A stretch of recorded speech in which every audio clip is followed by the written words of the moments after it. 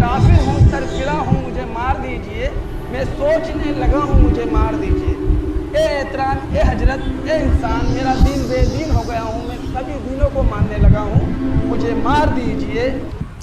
जय हिंद दोस्तों। आपको सभी को तो पता है आजकल दिल्ली का मोहम्मद इरफान, हम सुनते हैं उन्हीं का मुंह से दर्द भरे आवाज़, और क्यों इतना वायरल है और क्यों इतना लोग इरफान को पसंद करता है। मैं हूं मिस्टर बाबू इंडिया से, चलिए देखते हैं। काफिर हूँ, मैं काफिर हूँ, सरफिरा हूँ, मुझे मार दीजिए। मैं सोचने लगा हूँ, मुझे मार दीजिए। ए एहतराम, ए हजरत, ए इंसान, मेरा दीन बेदीन हो गया हूँ, मैं सभी दीनों को मानने लगा हूँ, मुझे मार दीजिए।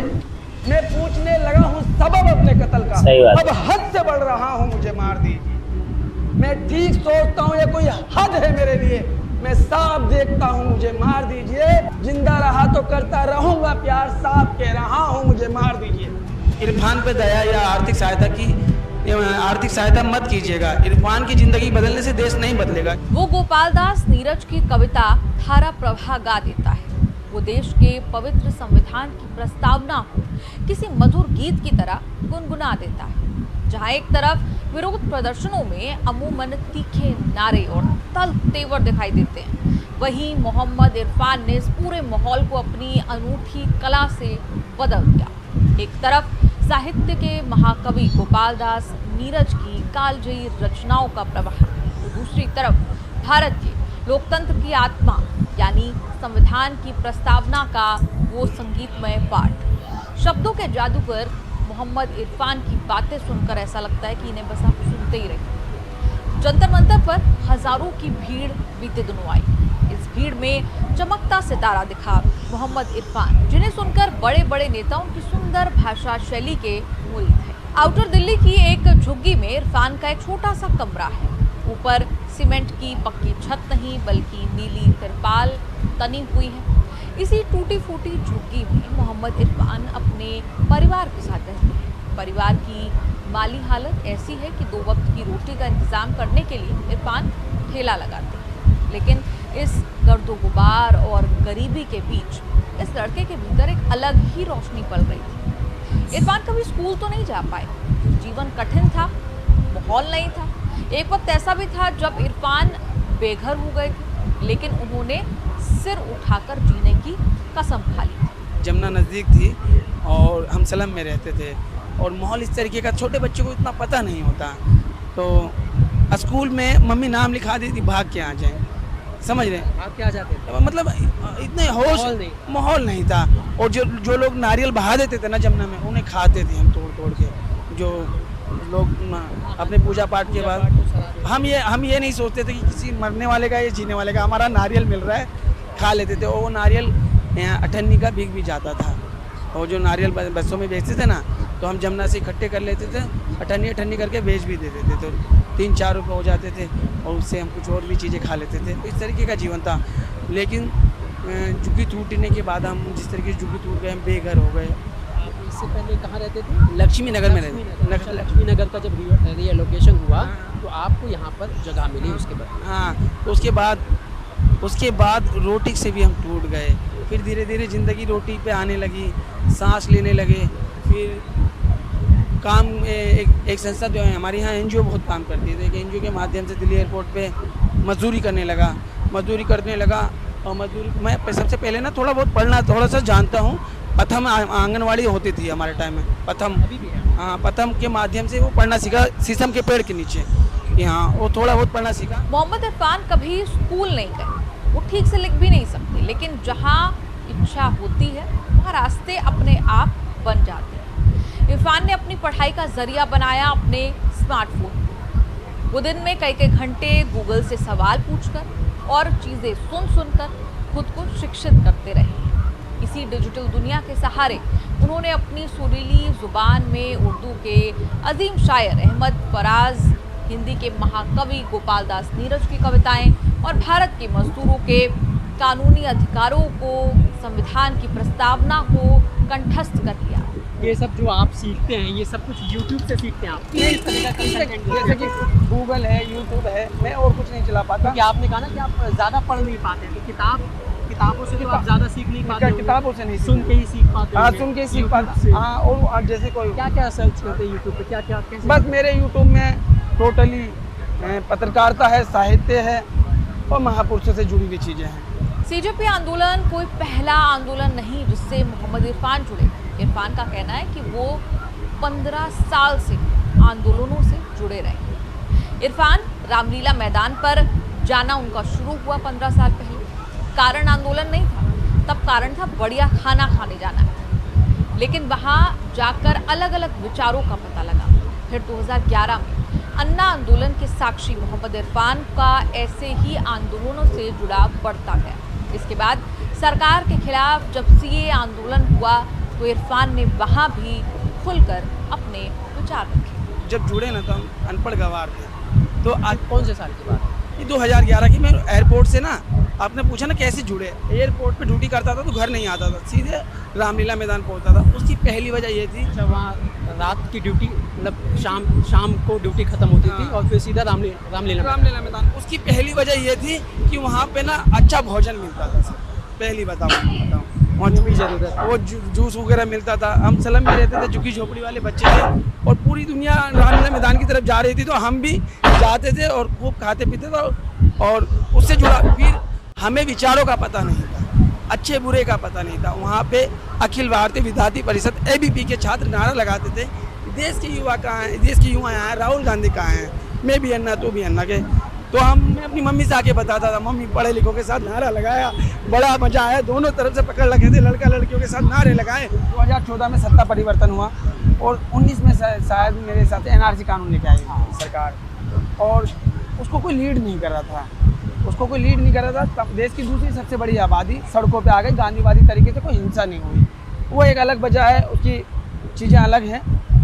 और उस आंदोलन में मैं शाहीन बाग और जामिया मिलिया इस्लामिया के गेट पे लगातार अपनी बात रख रहा था, लगातार उस आंदोलन से जुड़ा। और 2011 के बाद अन्ना आंदोलन के बाद सीधा CNR बीच का जो साल रहा, इसमें क्या किया? इसमें भी मैं 7-8 साल, हाँ, ये जो इसमें जो ये था, मैं इसमें विचारों को समझ रहा था। जब दिल्ली में सीजेपी आंदोलन शुरू हुआ तो इरफान भी उस भीड़ का हिस्सा बने। जहां अमूमन लोग गुस्से में नारे लगा रहे होते हैं, वहीं इरफान ने भारत के पवित्र संविधान की प्रस्तावना को किसी रूहानी गीत की तरह धारा प्रवाह सुनाना शुरू कर दिया। इरफान को सुनकर वहां मौजूद कैमरों और हर शख्स की निगाह उन पर टिक गई। उस टूटे हुए घर से आए लड़के की साफ सोच देखकर बड़े बड़े पत्रकार, बुद्धिजीवी, नेता दंग रह गए। आंदोलन के उस वीडियो के वायरल होते ही देश के कोने कोने में इरफान की चर्चा होने लगी। लोग उन्हें दिल्ली के प्रोटेस्ट से निकला असली हीरो कहने लगे। जब आदमी हताश और निराश हो जाता ना, तो नीरज की एक लाइन कह रहा हूँ सर, सपन जड़े फूल से, मीट चुबे सूल से, लुट गया सिंगार सभी बात के बबूल से। हम खड़े खड़े बाहर देखते रहे, कारवां गुजर गया गुबार देखते रहे। नींद भी खुली न थी, आहे धूप डल गई, पाँव भी उठे न थकी, जिंदगी फिसल गई, पात झड़ गए, साग जल गई, चाहत तो निकल सकी न पर उम्र निकल गई। समझिए सर इस दर्द को, इस तड़प को, इस क्या सोच रहा है दोस्त। नीरज ऐसे नहीं लिख रहे, नीरज को कोई ख्वाब नहीं आया। नीरज सोच रहे कि कितने वक्त आए गए, कुछ अच्छे कुछ बुरे, कुछ लोग मेरे साथ थे, आज मेरे हिस्से में धूल और गुबार आई है। नीरज का कहने का मतलब ये है। तो हमारा कहने का मतलब है कि लोकतंत्र में असहमति रखना कोई अपराध नहीं है। भारतीय संविधान तथा लोकतांत्रिक व्यवस्था में हमें अभिव्यक्ति का मौलिक अधिकार है। ये लोकतंत्र सिमटते जा रहा है। मैं जंतर मंतर पे ऐसे भाग के आया कि जब अभिजीत दीपके ने कहा ना मुझे पीटा, और वो रोने लगे। मैं कहा यार मुझे भी पीटना चाहिए, मेरे शरीर की मांसपेशियां मेरी आत्मा से लड़ने लग गई। कैसे खड़े हो, कैसे बैठे हो चुप्पी के अंदर, चलो यार पिटाई खाएंगे दिल्ली पुलिस की। नए नवेले कमिश्नर आए हैं, बड़े जोश में हैं, बहुत बड़ी व्यवस्था और ताकत और धन बल और बड़ी व्यवस्था है उनकी, बड़ा मारेंगे, चलो मार खाएंगे उनकी। ये नहीं है लोकतंत्र का, ये रास्ता नहीं है। लोकतंत्र में संवाद होना चाहिए, कोई आपसे सहमत हो या ना हो, ट्राइबल दोनों के लिए। आइए बात करते हैं, कुछ गलत फहमियाँ है तो उसे दूर करते हैं। लाइन को पढ़ते हैं कि पीपल ऑफ इंडिया, हम भारत के लोग भारत को संपन्न, प्रभु, संपन्न, समाजवादी, धर्मनिरपेक्ष, लोकतांत्रिक राज्य बनाने के लिए तथा उसके समस्त नागरिकों को सामाजिक, आर्थिक और राजनीतिक न्याय, विचार, अभिव्यक्ति, विश्वास, धर्म और उपासना की स्वतंत्रता, प्रतिष्ठा और अवसरों की समानता प्राप्त कराने के लिए तथा उन सब में व्यक्ति की गरिमा, राष्ट्र की एकता और अखंडता को सुनिश्चित करने वाली बंधुता को बढ़ाने के लिए दृढ़ संकल्प होकर 26 नवंबर 1949 को अंकित अधिनियम और आत्मसमर्पित करते हैं। फिर इतनी बड़ी आबादी आज भी अमान्य जीवन कैसे जी रही? सभी की तो बात करी गई थी, सभी की भलाई की बात कही थी। शिक्षा में, राजनीतिक में, सामाजिक स्तर पर, धार्मिक स्तर पर, किसी भी स्तर पर किसी को नहीं छोड़ा गया। फिर भारत की आज शक्ल देखो, बड़ी आबादी नरक की जीवन जी रही है। सर, इस दुनिया विश्व के पटल पे दौड़ती अर्थव्यवस्था है भारत, चमकता सितारा है, लेकिन उसके विपरीत बड़ी कंडीशन खराब है। आप ही तो एक देश और एक राज्य, एक कानून की बात करते हैं। पूरे देश में अलग अलग राज्यों में अलग अलग श्रमिक कानून, अलग न्यूनतम मजदूरी है, कहीं एक नहीं मिलती, जहाँ लागू है वो भी नहीं मिलती। आप पूरी तरह से वो जवानों की नजर में फैले। मैं अपनी असहमति रखता हूँ, बोलूँगा। आज मेरी जवान कब आ रही है पता नहीं, बहुत बोलता हूँ सर मैं, लेकिन कहते हैं ना, इतना तोड़िए मत लोगों को, इतना कमजोर मत कीजिए। मोहम्मद इरफान से राजनीतिक सवाल पूछा गया तो ये भी पता चला कि कैसे वो राहुल गांधी की भारत छोड़ो यात्रा में भी शामिल हुए थे। इरफान ने कहा कि उस वक्त देश की राजनीति सांप्रदायिक हो गई थी। राहुल ने जब मोहब्बत की दुकान खोली तो झुकाव उस तरफ बढ़ गया। इरफान ने यह भी कहा कि कभी राहुल से मिलूंगा तो मजदूरों को लेकर ये वादा उनसे जरूर लूंगा। जब भारत जोड़ो यात्रा निकली ना, उस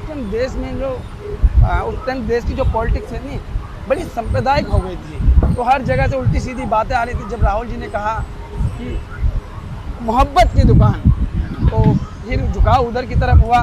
फिर राहुल जी को देखा कि वो रात को 2 बजे एम्स जा रहे हैं, मजदूरों से मिल रहे हैं। तो मेरी भी यही चाह है कि वो मजदूरों को समझो आप। और मुझसे, मैं कभी राहुल गांधी से मिलूंगा तो मैं उनसे कहूँगा कि सर, आप इस देश के बड़े नेता हैं, आज नहीं तो कल सत्ता में आएंगे। आप मुझसे वादा कीजिए कि इस देश के श्रमिकों को बेहतर जीवन देंगे। उसकी पहली वजह यह है कि आप पूरे देश में एक न्यूनतम मजदूरी लागू करेंगे, अलग अलग नहीं। फिर मैं राहुल गांधी जी से कहूँगा कि सर, आप जो कानून बनाएंगे उसे धरातल पे दिखाई देना चाहिए। इस तरीके का कानून हो कि कोई भी श्रमिक का हक ना मारे, उसकी मेहनत का हक ना मारे। इस पर एक लाइन कहूँगा कि मिल मालिक के कुत्ते भी चर्बीले हैं, मिल मालिक के कुत्ते भी चर्बीले हैं, मेरे देश के श्रमिक के चेहरे पीले हैं, मेरे मजदूरों के चेहरे पीले हैं। समझ रहे हैं सर? इस व्यवस्था से अंधेरा हटाना है, उनकी मेहनत का वाजिब पैसा उन्हें दिलाना है। अगर आपकी 18 है तो 18 दिलानी होगी। 22 हम ये नहीं कहता आपने 18 लागू कर दिया, मैं 30 दो।